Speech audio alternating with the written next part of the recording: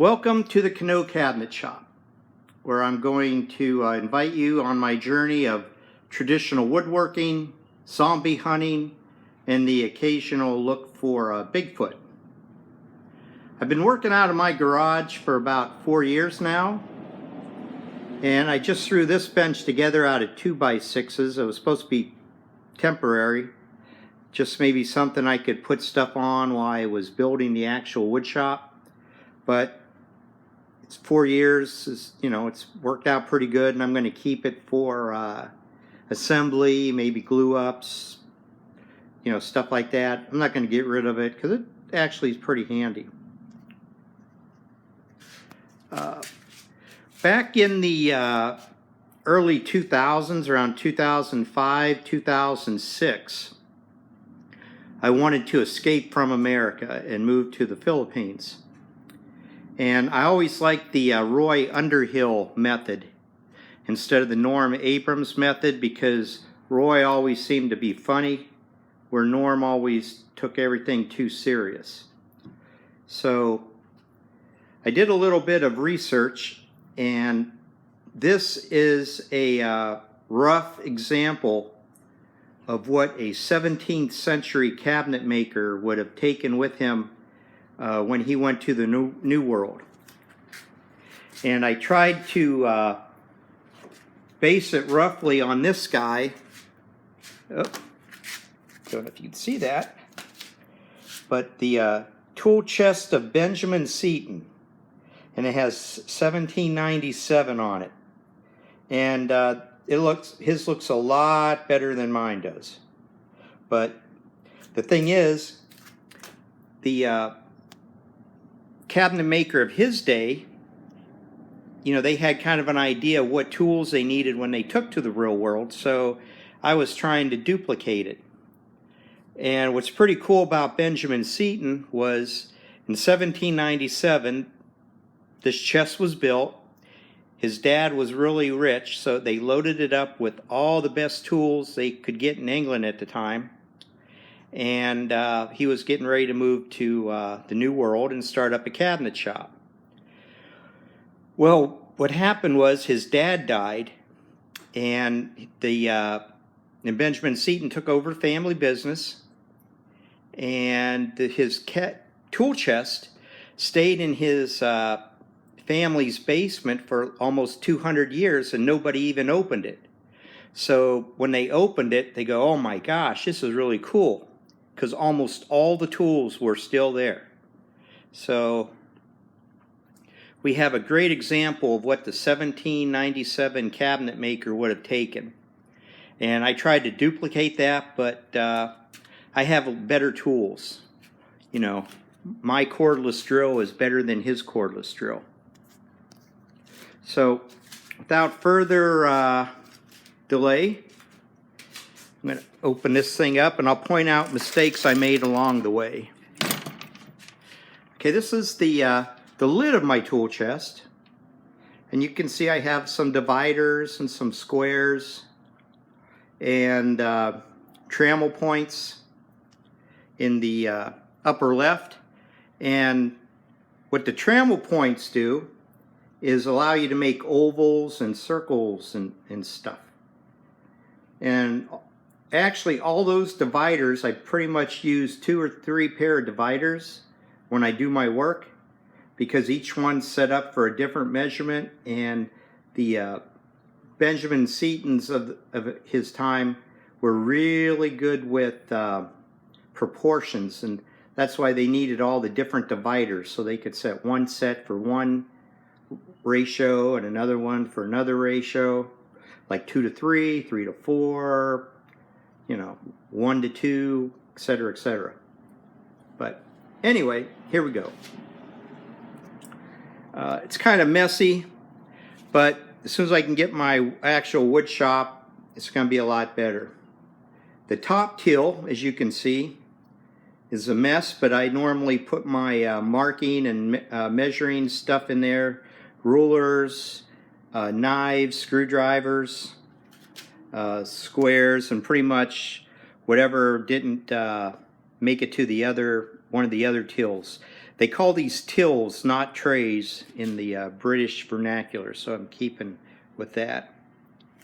My second till, you know, I have my, normally for the boring stuff, I have my brace. I actually use an axe sometimes to take off a lot of wood when I buy rough wood.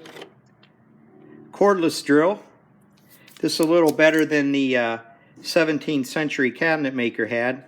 I tried to pass it off to my son for, you know, say, hey, do you want a cordless drill? Here. He didn't want it, but this was my dad's, and I remember actually using it when I was a kid, and I think it was kind of broke there when I was a kid, but I can't remember now, but it works pretty good. I have my brace, and in this little thing I have a bunch of auger bits for making bigger holes.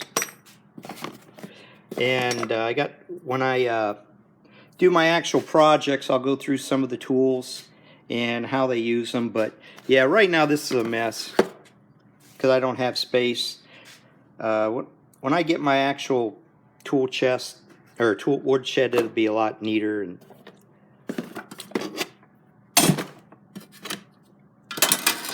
this is a bottle of whiskey, and I use that mainly when I go hiking to keep the snakes away. And the only reason it's in the tool chest is because I don't want it to be in my backpack, and I might drop the backpack and then it'd break, and then it'd be all over the place. And when I built this, oh,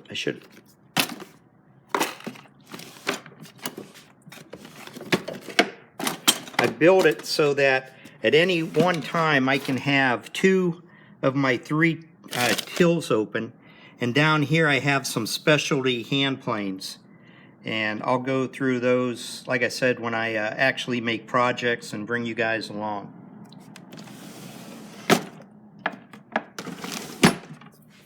The front of my tool chest, I have saws, I have some chisels, I have some specialty saws down here for my miter box and other hand saws. In the back right behind that, I'm gonna pause this a moment and take some of these tills out and show you what's going on back there. Okay, so inside my tool chest, along the back, I have wooden planes. And what these wooden planes are doing, they basically act like router bits, because they didn't have a handheld router back, or a hand router then. They had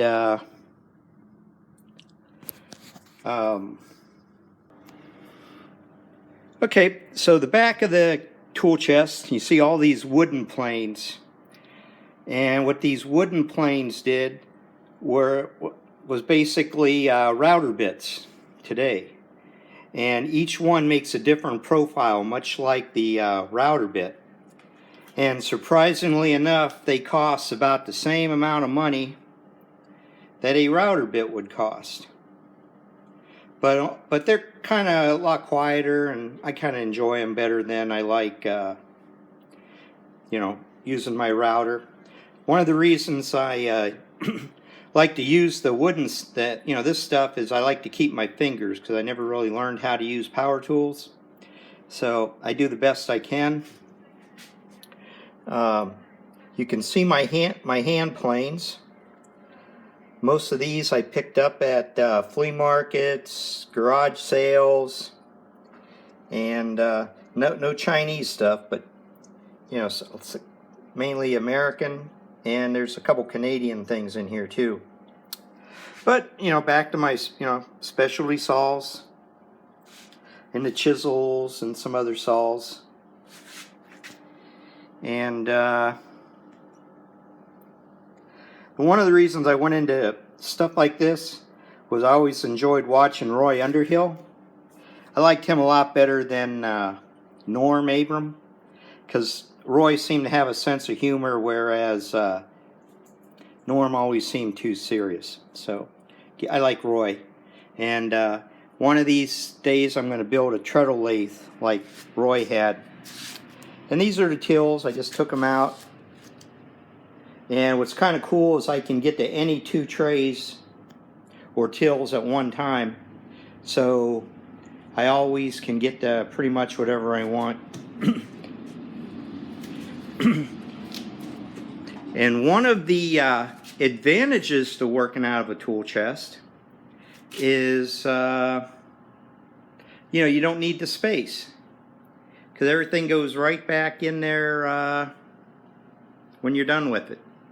I don't have room for my clamps in there, obviously, and I'm gonna try to make a few modifications to it eventually, because I put 3 hinges on there, but I should have put 4 because it came with an extra hinge.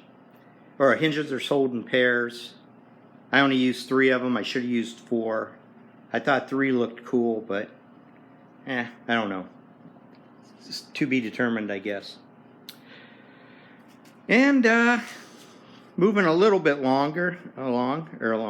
Here's my Moxon vise, and I can clamp wood in there while I'm waiting for my vise on my bench, and I just put it on the top of that bench, clamp it down, and I can actually do some, little more detailed sawing.